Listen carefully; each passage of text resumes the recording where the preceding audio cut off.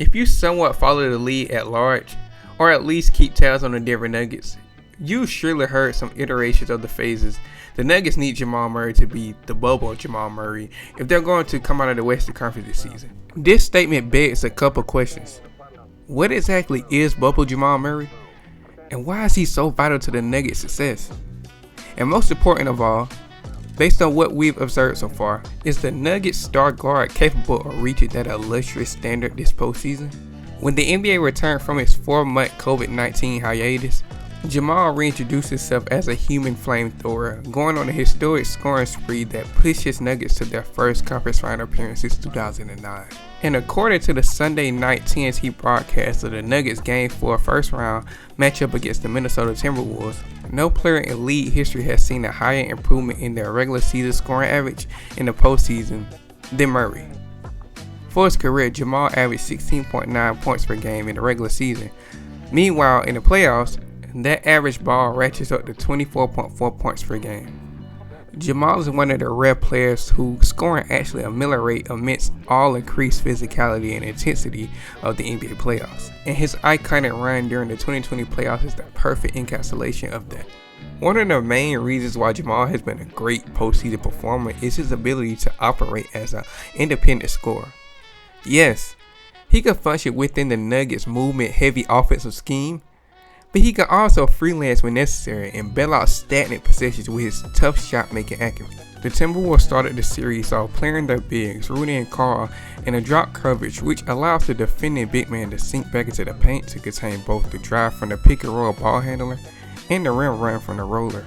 The main issue with the coverage is that unless your team is armed with great screen navigators, you often surrender lightly contested pull-up jumpers. Most deep playoff teams need multiple playoff creators. Those playoff calibers also need to be multifaceted, meaning they need to be able to create for themselves and their teammates. Everyone loves to talk about how Jokic is always diving up Murray, but their relationship is a two-way street. Jamal's scoring gravity also reduced some of the pressure from Jokic. In response to Jamal dismantling their drop coverage, Minnesota had been playing more screens at that level as the series has gone on. This means that the person defending the screen comes higher up so the ball handler can't flow so seamlessly into a dribble pull-up. The trade-off of this alignment is that if Jamal proves he dribble enough, he basically takes two defenders with him, his defender and the player guarding the screener. So if his screener is Jokic, Jamal has effectively just created room for one of the best offensive players on the planet to express himself.